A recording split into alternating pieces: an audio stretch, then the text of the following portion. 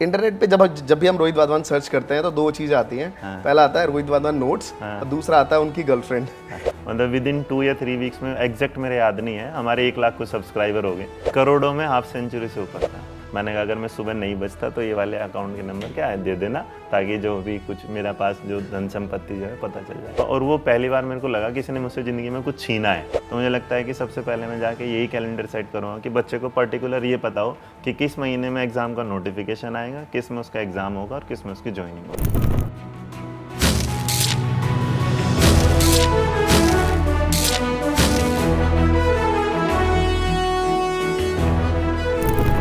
Hello everyone, Mahatma ji technical पे एक हम नया शो लेके आ रहे हैं, इंडियाज टॉप क्रिएटर। ये उस क्रिएटर की एक स्टोरी है जिसने अपने कुछ बीते सालों में कुछ ऐसा बिल्ड किया है जिसमें इंटरनेट उसको सलाम करता है। आज मैं एक ऐसे क्रिएटर्स का नाम लेने वाला हूं जो इंटरनेट पे बहुत ही सहजतापूर्वक काम करते हैं लेकिन स्टूडेंट के दिल तक बसते हैं। मैं बुलाना चाहूंगा प्लीज रोहित वाधवान सर को। Please sir, welcome on stage please.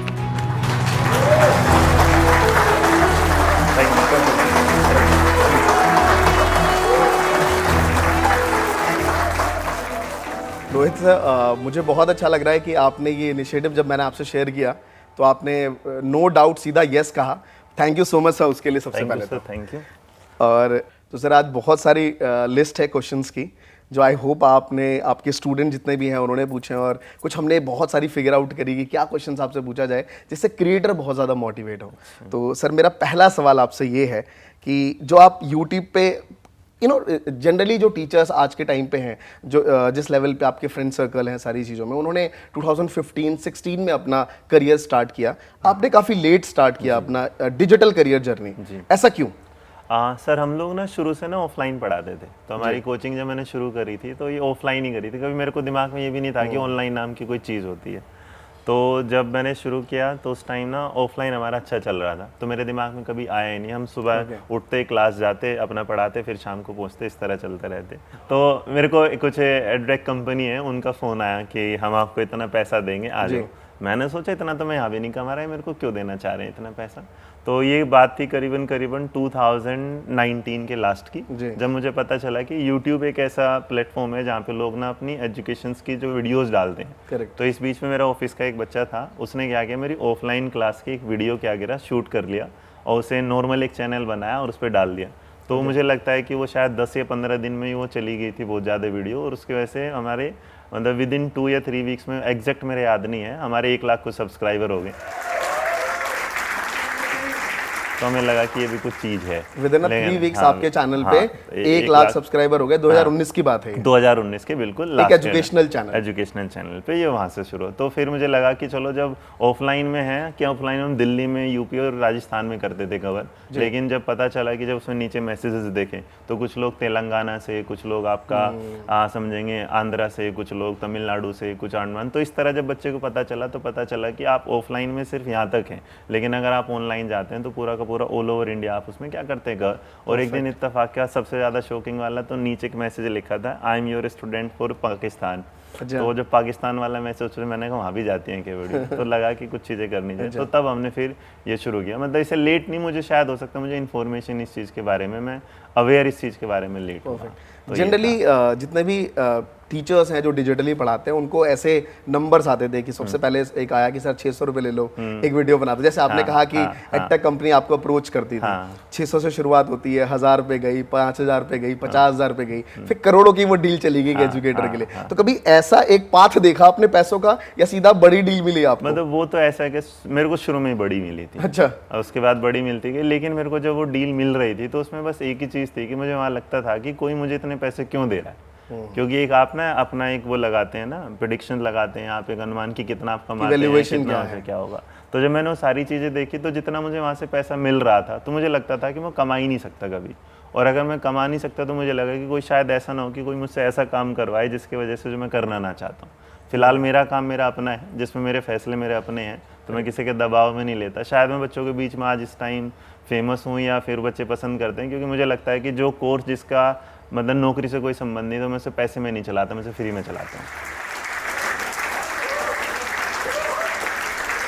मतलब जिसमें आपको सैलरी मिलनी है, जैसे एक टीचिंग का है, एक टेट का है, तो मैं कोशिश करता हूँ कि वाले कोर्स पेमेंट हो जिससे बच्चों को सैलरी मिल रही है या कुछ होगा, ताकि उनके घर वालों को कोई प्रॉब्लम ना हो। आजकल हो गया क्या एजुकेशन में कि नंबर ऑफ वैकेंसीज आती हैं कम, उसके बाद घपले हो जाते हैं ज़्यादा, तो जो वैकेंसीज हैं, घपले हैं, उसकी वजह से बच्चा ना बहुत बैठा रहता है, वो एक साथ 10 फॉर्म भरता है, लेकिन उसका सिलेक्शन एक भी जगह नहीं होता। तो यहाँ से वो चीज़ है, तो मुझे लगा था कि कहीं ऐसा ना हो कि मतलब ये मेरा खुद का परसेप्शन है इस बारे में, कि कहीं ऐसा ना हो कि मुझसे कोई ऐसा काम करा दे कि जिसकी वजह से मुझे अपने ज़मीर को मारना पड़े। तो शायद मैंने इसलिए वो जितने भी ऑफर थे वो ठुकरा दिए। तो मुझे लगा मैं जितना कमा रहा हूँ उतना मैं खुश हूँ। और सबसे अच्छी बात है कि मैं जब अपने रात को घर में जाता हूँ ना, तो मैं चाहे 10 बजे जाऊँ या 11 बजे जाऊँ, तो मेरे को कभी बुरा सपना ये नहीं आता कि मेरे को किसी को फंडिंग वाले को ये बताना है कि आज का हिसाब किताब का था। तो मेरे को लगता है कि मैं जो हूँ आराम से सोता हूँ, आराम से उठता हूँ, आराम से पढ़ाता हूँ और चिल रहता हूँ बिल्कुल इस तरीके से। तो वो है। लेकिन अगर बाद में कुछ ऐसे ऑफर आगे आएंगे या चलेंगे, तो अगर उसमें कुछ एनालिसिस दूसरे मिले या कुछ हुआ, तो तब की बात फिर अलग है। तो अल्टीमेटली मैं ये समझ पा रहा हूँ कि अभी तक जो आप चाह रहे हैं वो नहीं मिला आपको। बिल्कुल। मतलब अल्टीमेटली पैसा लोगों नहीं, ने मतलब पैसा अच्छा। तो मिल रहा है, पैसे नहीं, पैसे में नहीं, मेरा चाहने Conditions जो वाला है। है, हाँ, जो कंडीशंस हैं जिसमें मैं भी खुश रहूँ, मेरा बच्चा भी खुश रहे। तो सर कोई ऐसा नंबर, क्योंकि जनरली जितने भी टॉप एजुकेटर्स हैं इंटरनेट पे, उन्होंने कई बार नंबर ऐसे फ्लैशी सर, बताया उन्होंने। करोड़ों में हाफ सेंचुरी से ऊपर था। अच्छा, ठीक।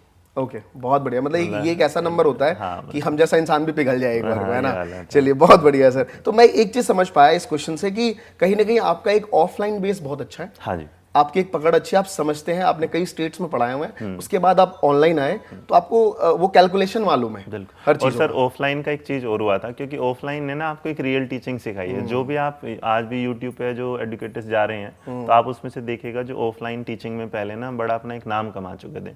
मतलब इसमें एक नाम, मैं अभिनय सर का नाम लूँगा कि अभिनय सर को आप सबसे पहले देखेगा, आप उन्हें यूट्यूब पे तो बाद में देखें, बट वो ऑफलाइन में इतना ज़बरदस्त पढ़ाते थे कि जब वो पढ़ाते तो हमारे यहाँ बतरा सिनेमा एक है, तो वहाँ की एक लाइन लगती है, उसमें ना इस तरह जैसे आपने ना, मतलब एक जगह आपने लाइन लगी होगी, जैसे कोरोना टाइम में ना वो वाइन शॉप पे जो लगती थी, उसी तरह उनकी क्लास की, तो वो एक ना फील होता है। और जब आप ना, तो वहाँ से हम चले थे ऑफलाइन से, और ऑफलाइन के बाद ऑनलाइन में जब आए हैं, तो यहाँ से बस यही सीखने को मिला, आप अपना बेस तैयार करके आए थे ऑफलाइन से, और जो मजबूती दिया है वो ऑनलाइन ने, कि आपको उसने आपको पूरे इंडिया में, पैन इंडिया में फैला दिया। तो मेरा ऑफलाइन बड़ा होता है। और ऑफलाइन में आज इकलौता इंस्टीट्यूट हम है जो टीचिंग में शुरू से लेके आज तक, मैंने शुरू से बोला था कि मैं कभी भी दूसरे कोर्सेज लाइक बैंकिंग, एसएससी ये नहीं, मेरा टीचिंग का चलता है, और शुरू से ही टीचिंग का। तो शुरुआत में सब लोगों ने ऑफलाइन में बोला 2013 के अराउंड कि तू लोंडा क्या चलाएगा इस वाला। अब आप सोचो मैं अगर आज ऐसा हूँ तो 10 साल पहले मैं कैसा था, नए आए थे ना, तो उस टाइम का आई गालियाँ आई कि इससे क्या बचेगा। तो लोग कहते थे इसने ऐसा कोर्स चलाया जिसमें कोई पैसा नहीं आ सकता। और 2021 तक आते आते ये हुआ कि जो एसएससी का सबसे बड़ा इंस्टीट्यूट हुआ करता था, उसने टीचिंग के कोर्स चलाने शुरू कर दिए थे, और उसने टीचिंग की फैकल्टी को अपने यहाँ दूसरे इंस्टीट्यूट से बुलाना शुरू कर दिया था। एक बहुत लंबी कहानी है।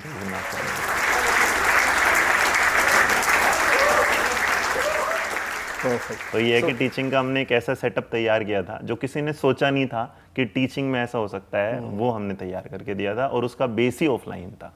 तो इसी से मेरा एक नेक्स्ट क्वेश्चन जुड़ा हुआ आता है कि जितने भी टीचर्स जो टीचिंग करना चाहते हैं डिजिटल, क्योंकि ऑफलाइन सेटअप करना इट्स टू डिफिकल्ट, एक अच्छा खासा एक बजट भी चाहिए उसको, तो जितने भी टीचर्स ऑनलाइन पढ़ाना चाहते हैं 2023 में, आप उनको क्या सजेशन देंगे? सर मेरे को लगता है कि ऑनलाइन वाला सेटअप ना इजी हो जाता है, उसमें एक्सपेंडिचर कम होता है। आप एक बार मतलब करिएगा, अपना सेटअप वेटअप तैयार करिएगा, बट आप इजीली ना लोगों तक बहुत कम टाइम में ज़्यादा लोगों तक पहुंच सकते हैं। तो क्रिएटर्स जितने भी लोग हैं, जैसे बहुत सारे लोग ऐसे होते हैं जो टीचिंग की तैयारी करते हैं, जॉब की तैयारी, वो नहीं टीचर बन पाते, बट इट डजंट मीन कि वो उनके दिमाग में या वो होशियार नहीं है, वो बहुत ब्रिलियंट बच्चे होते हैं। मतलब अपनी क्लास में देखते हैं बहुत ब्रिलियंट बच्चा जो होता है जिसका सिलेक्शन नहीं होता, पता नहीं क्या चांसेस है।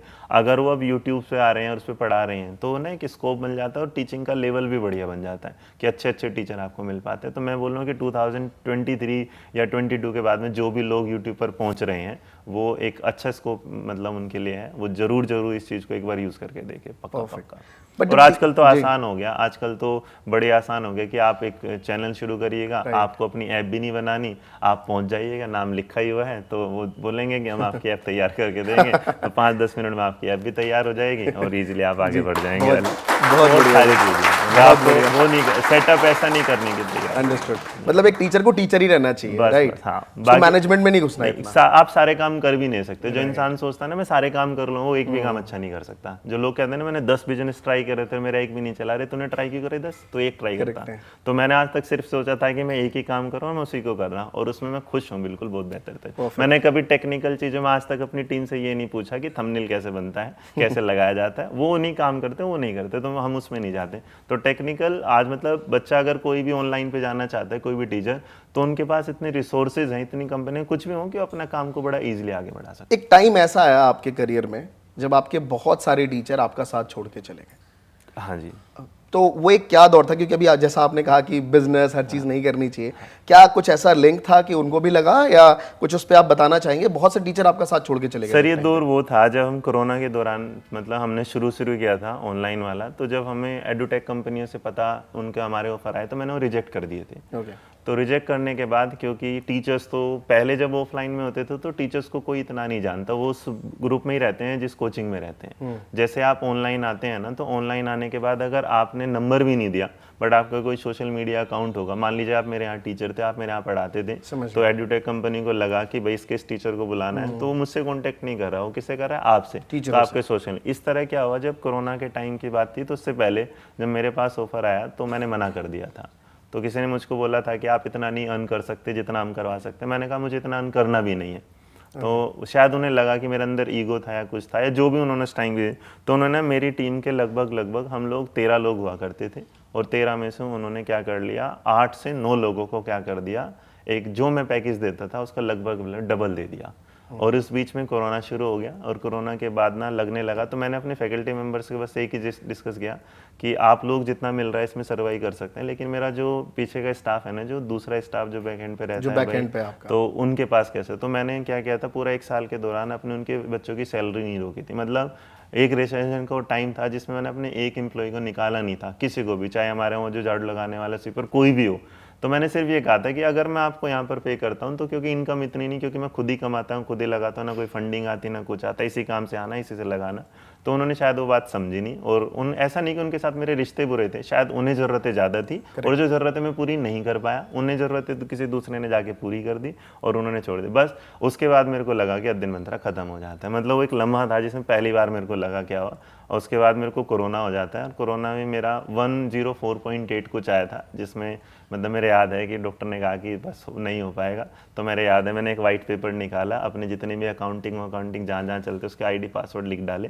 तो मेरा एक दोस्त मेरे साथ रहता था, मैंने कहा अगर मैं सुबह नहीं बचता तो ये वाले अकाउंट के नंबर क्या है दे देना, ताकि जो भी कुछ मेरा पास जो धन संपत्ति जो है पता चल जाए। तो वो गए, लेकिन मैं थोड़ा उसमें ठीक हुआ, और मैंने अपने घर पे पहली बार एक कैमरे की बजाय, क्योंकि आना जाना बंद था, ऐसा नहीं कि मेरे पास सेटअप नहीं लग सकता था, बट कैमरा नहीं मिल पाया था मुझे, और बोर्ड भी नहीं मिल पाया था डिजिटल। तो मेरे यहाँ घर पे वाइट बोर्ड मैंने लगाया, और उसके बाद अपने मोबाइल के सामने कैमरे को सेट किया, तो मैं उससे वीडियो बनाता था। मेरी एक वीडियो वायरल क्या हुआ, वो कैमरा नीचे लग गया था, मैं उसमें नीचे देख रहा था। तो मैं सोच रहा था नीचे देख के कैसे पढ़ाऊँगा, तो मुझे खुद ही हंसी आ गई थी। मैंने कहा कैमरा ऐसा होना चाहिए। तो उसके दौरान फिर मैंने क्या किया, वहाँ से शुरुआत करी, और मैंने ना लाइफ में पहली बार लगातार 12 घंटे पढ़ाया। तो मुझे लगा कि ये सारा काम खत्म हो जाएगा, तो मैंने फिर लगातार क्या किया, यूट्यूब पे ना 12-12 घंटे, 10 घंटे, 3 घंटे पूरे दिन पढ़ाता था। मुझे लगा कुछ काम वाम तो है नहीं उसके बाद।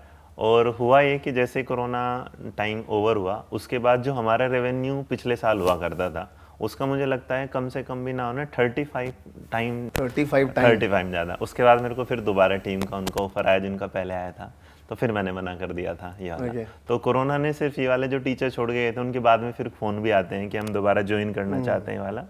मतलब मैंने किसी के साथ रिश्ते ख़राब नहीं किए, लेकिन मुझे लगा कि मेरे बुरे वक्त में जो टीचर मेरे साथ थे, और अगर मैं उन्हें दोबारा अपने साथ लेके आता हूँ तो शायद वो जो बुरा वक्त वाले थे वो बुरा ना मान जाए। तो फिर मैंने सोचा कि टीम को फिर दोबारा नया करते हैं।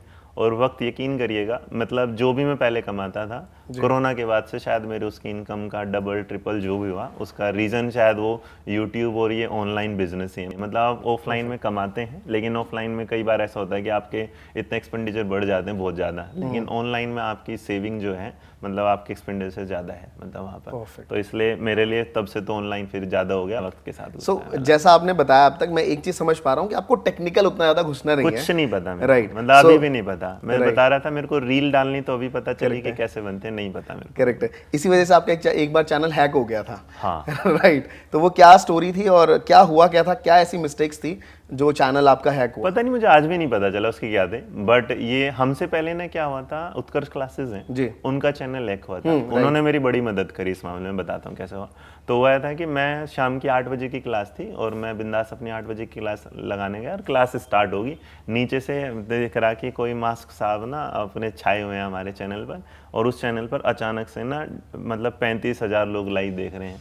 मैंने कहा इतना नहीं हो सकता मुझे देखने वाला कोई भी, क्योंकि इतने थे ही नहीं, मतलब 15, 17, 20 इस तरह चलते हैं, बट 35। तो फिर पता चला कि उसमें मेरा फोटो ही नहीं आ रहा, किसी और का ही फोटो आ रहा है। तो उसमें उस दिन चैनल हैक हुआ, और वो पहली बार मेरे को लगा किसी ने मुझसे ज़िंदगी में कुछ छीना है। मतलब यूट्यूब का जो हैक होने वाला था वो लगा, और हमें पूरी पूरी रात नींद नहीं आई, पूरी टीम लगी रही।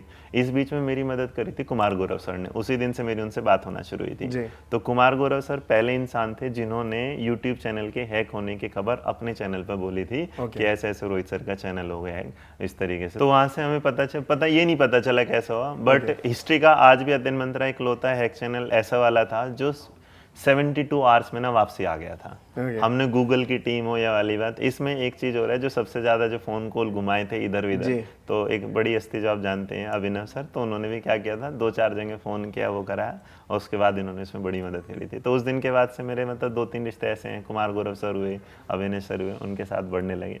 तो मतलब आप समझते हैं यूट्यूब पर कोई सोचता है ना कंपटीशन होता है कि एक दूसरे, नहीं, वहाँ पर मदद करने वाले बहुत सारे। आजकल कुछ ऐसे होंगे जो एक दूसरे को गिराने वाले हैं, लेकिन कुछ अच्छे लोग ऐसे हैं जो आपके साथ हमेशा खड़े हैं, चाहे आप किसी भी परिस्थिति में। बट एक इससे मेरा एक क्वेश्चन आता है, बट जनरली ऐसा होता है कि टीचर्स का कंपटीशन लेवल दिखता है, भले वो आपस में इंटरनली बहुत प्यार हो अलग चीज़ है, बट जब यूट्यूब चैनल पे आप जाते हैं टीचरों की, तो एक दूसरे के बारे में शब्द ऐसे होते हैं जो साफ दिखता है कि कहीं ना कहीं कुछ ऐसे वर्ड्स हैं जिससे एक दूसरे को बीट करना चाहते हैं वो। तो ये तो दिखता है डिजिटल लेवल, ये मार्केटिंग स्ट्रेटजी, ये ना उन लोगों की इमेच्योरिटी बोलूंगा मैं, क्योंकि आपकी एक अपनी फैन फॉलोइंग है, या फिर मार्केटिंग स्ट्रेटजी भी तो हो सकती है उनकी। तो उन टीचर्स की ना मैं इमेच्योरिटी समझूंगा इसमें, क्योंकि आपकी एक फैन फॉलोइंग, अगर वो स्ट्रेटेजी के लिए कर रहे हैं तो फिर वो और ज्यादा गलत कर रहे हैं। क्योंकि अगर पढ़ाने के दौरान आप इतना गंदा दिमाग लगाते हैं कि आप एक दूसरे को करेंगे, ये वाला आजकल होने भी लगा, कुछ होने लगा ये वाला कि आपने कोई एग्जाम पास कर दिया तो आपने बोलेंगे कि मैं इंस्पेक्टर बन गया, मैं टीचर बन गया, मैं ये बन गया, तो मैं ही अच्छा पढ़ा सकता हूँ। देखिए सबसे पहली बात तो अगर आप बने थे और आपने उस जॉब को छोड़ा है तो कहीं ना कहीं आपने एक ऐसे इंसान की जॉब को नुकसान पहुंचाया है जो वहां पर जाके अपना घर चला सकता था। करेक्ट। तो आप ये कह के अगर पढ़ाते हैं कि मैंने ये जॉब छोड़ी इसलिए मैं इसे अच्छा पढ़ा रहा हूँ, तो ये गलत है। क्योंकि अगर ऐसी बात है तो फिर गुरुजी ने गुरु छोड़ दिया तो फिर इसका तो बच्चा तो कोई पढ़ ही नहीं पाएगा। टीचर ही पढ़ाता है, और जो टीचर होता है ना सिर्फ टीचर ही बनता है, इसके अलावा कोई दूसरी जॉब नहीं कर सकता हो।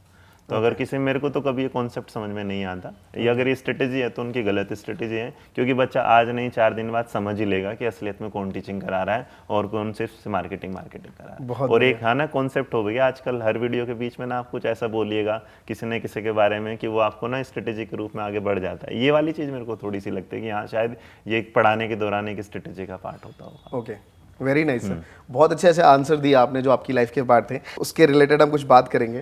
सो आई थिंक वो पहली कुछ वीडियोस हैं, आई थिंक प्ले करिए एक बार प्लीज। ये अध्ययन मंत्रा का मालिक है, चाय बनाई और चाय पिला रहा है। Struggles makes you stronger. बेटा तो चाय देगी, इस चाय को अगर ना बेहतरीन बना। और ये सुबह की बज गई 5।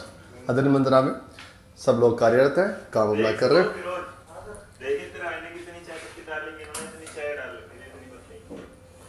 ये किचन में से आए रोहित वेदवान है। ओके, एक फिरोज बंद है।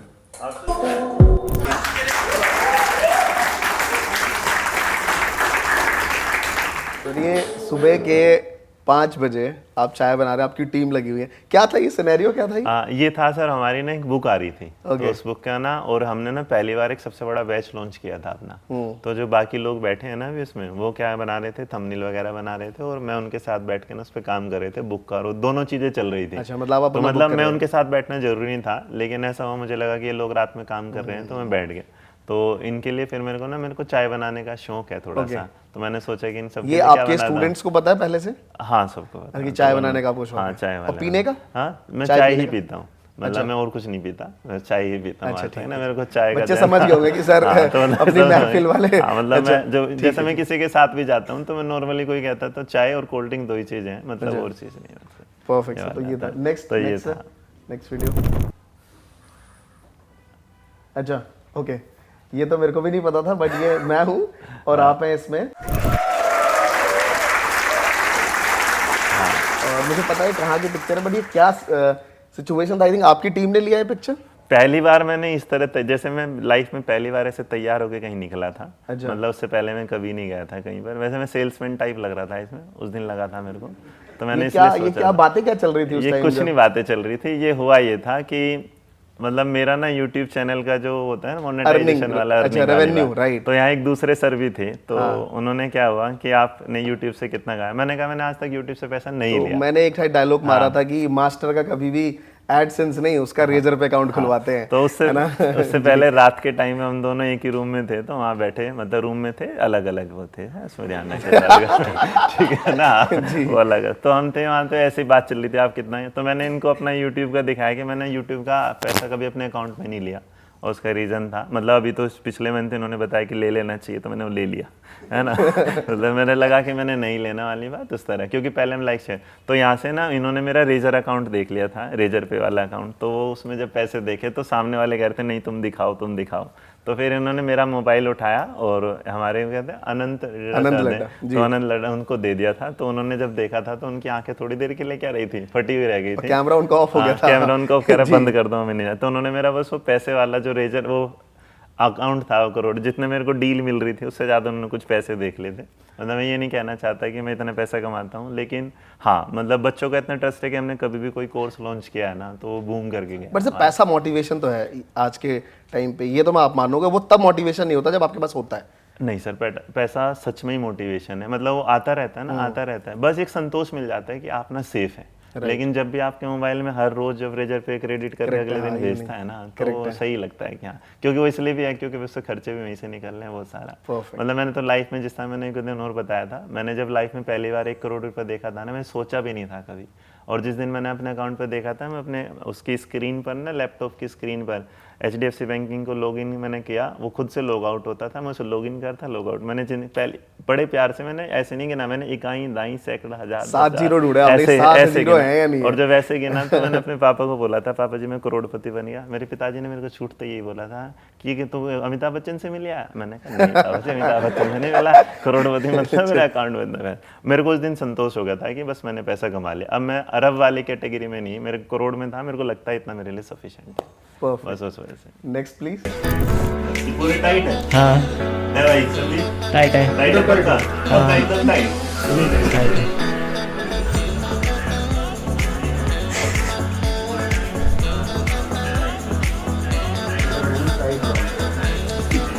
मोनू भाई देख लो एक बार और। बाबा इतना भी टाइट ये एक बार जोरदार क्लैपिंग है यार इनके लिए। मतलब नहीं ये जी, ऐसा कुछ नहीं था। अच्छा, हुआ ये था कि मैं मस्ती करता रहा था। नहीं मैं वही कह रहा हूँ, मस्ती के लिए क्लैपिंग कराई आपको। हाँ, ये वाला ठीक है। मैजिशियन नहीं बना मैंने आपको। ये सारे मेरे स्टाफ है ना जो थर्ड हाँ जी, हाँ जी। स्टाफ वाला, तो हमने ऐसे बैठे थे, तो उससे पहली रात को ना मैंने इंडिया गोट टैलेंट देख लिया था। अच्छा। और उसमें ना एक को भाई साहब आए थे मेरठ के, तो ये कर रहे थे, तो मेरे को लगा बड़ा प्यारा। उसी दौरान यूट्यूब है तो आतंकी एक तरीके का महामारी है, उस पर जो मिल जाता है सब कुछ। तो पता चला एक बंदे ने उसको करके दिखाया कि इसने ना फर्जी तरीके से करा हुआ था। तो जब इसे मैंने सीखा तो उसने क्या किया, तो जो हाथ के नीचे होता है ना वो बनने वाला, तो ऐसे उसमें चुपके से हाथ निकल जाता था। अच्छा। तो मैंने वहाँ से सीखा और अपने ऑफिस में जाके क्या कर दिया, बच्चों के साथ खेलना शुरू कर दिया। तो वो भी कुछ ये ऐसा था, ऐसा जादूगर वाला कुछ नहीं था इसमें। मतलब ऑफिस के स्टाफ को भी आप एंटरटेन करते रहते हैं? हमारा ऑफिस स्टाफ में सबसे बड़ी बात, हमारे ऑफिस में कोई मालिक नहीं है। मतलब अध्ययन मेरा छोटा भाई जो है वो संभालता है सारे मैनेजमेंट को, मैं पढ़ाने में काम करता हूँ। बट हमारा सारा स्टाफ ना, मतलब हमारे यहाँ आज तक किसी की कोई एक दिन की सैलरी नहीं कटी होगी, लेकिन मेरा स्टाफ रात को 12 बजे भी 3 बजे जब तक मैं हूँ तब तक वहीं रहता है। तो इसलिए एक माहौल बड़ा प्यारा हमारे ऑफिस का है। मतलब मेरे ऑफिस की सिर्फ एक ही कहानी है कि जब आप सुबह आओ तो हंसते हुए आओ, और जब जाओ तो शाम को क्या हंसते हो। जिस दिन अपनी गंदी सी शक्ल लेने की मन हो उस दिन छुट्टी करो, आना मत उस दिन। तो ये सबसे है ना, तो वो शक्ल दिखानी तो हंसते हुए, नहीं तो नहीं दिखानी। ओके, सो रोहित वाधवान ऑफलाइन या ऑनलाइन? वन शॉट में आंसर देना आप। अभी ऑनलाइन। Okay, perfect. इंटरनेट पे जब भी हम रोहित वाधवान सर्च करते हैं तो 2 चीज़ आती हैं। पहला आता है रोहित वाधवान नोट्स, और दूसरा आता है उनकी गर्लफ्रेंड। तो क्या टिप्पणी देना चाहेंगे इस पे आप? ऐसा कुछ नहीं हुआ, ये आप मार्केटिंग स्ट्रेटेजी वाली बात थी। तो ऐसा हुआ कि मेरी ना एक ऐप बना रहे थे, हमने सोचा कि बच्चों को ना नोट्स की रिक्वायरमेंट होती है। ओके। तो हमने क्या एक लॉन्च करना है, तो मैंने एक दिन बोल दिया कि बहुत जल्दी तुम्हारे सामने मेरी लाइफ का एक ऐसा सरप्राइज आने वाला जिसके बारे में कोई नहीं जानता। अच्छा। तो सबने सोचा कि रोहित सर अपनी फैमिली, अपनी गर्लफ्रेंड या किसी के बारे में क्या है बताने वाले हैं। और जो नीचे एक मैसेज चल रहे थे तो उसमें लिखा है रोहित सर की गर्लफ्रेंड पता चलेगी, तो मैंने वो मैसेज बोल के पढ़ दिया।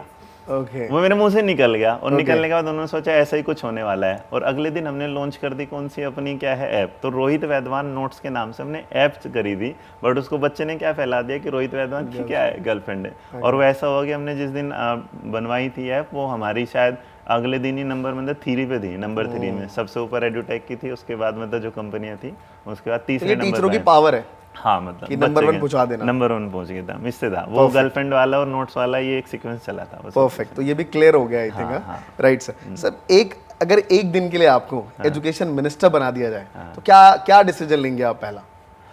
अच्छा, ऐसा मौका मिल नहीं सकता क्योंकि है? मास्टर आदमी कभी भी मिल जाता मौका, मास्टरों को तो सर यही मौका मिलता है। अगर ऐसा मौका मिले तो मैं सबसे पहले बस कैलेंडर तैयार कराऊंगा टीचिंग का।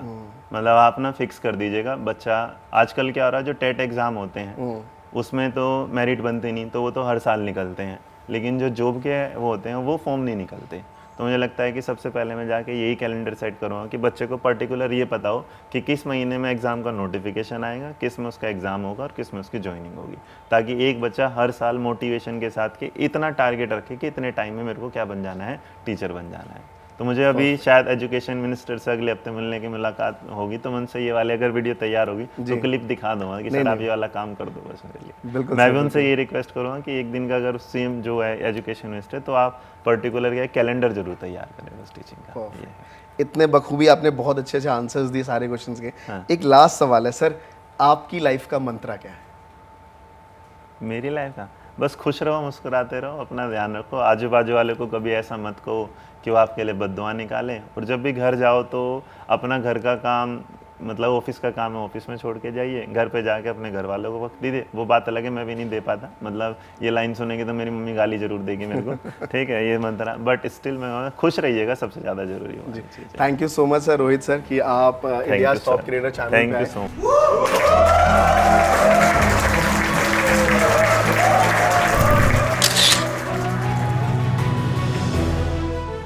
मैंने जब लाइफ में पहली बार 1 करोड़ रुपये देखा था ना, मैं सोचा भी नहीं था कभी, और जिस दिन मैंने अपने अकाउंट पे देखा था, मैं अपने उसकी स्क्रीन पर ना लैपटॉप की स्क्रीन पर HDFC बैंकिंग को लॉगिन मैंने किया, वो खुद से लॉग आउट होता था, मैं उसे लॉगिन करता लॉग आउट। मैंने पहले बड़े प्यार से, मैंने ऐसे नहीं गिना, मैंने इकाई दाई सैकड़ा हजार 7 जीरो ढूंढे आपने, 7 जीरो है या नहीं है? और जब ऐसे गिना तो मैंने अपने पापा को बोला था, पापा जी मैं करोड़पति बन गया। मेरे पिताजी ने मेरे को छूटते यही बोला था कि तू अमिताभ बच्चन से मिल आया।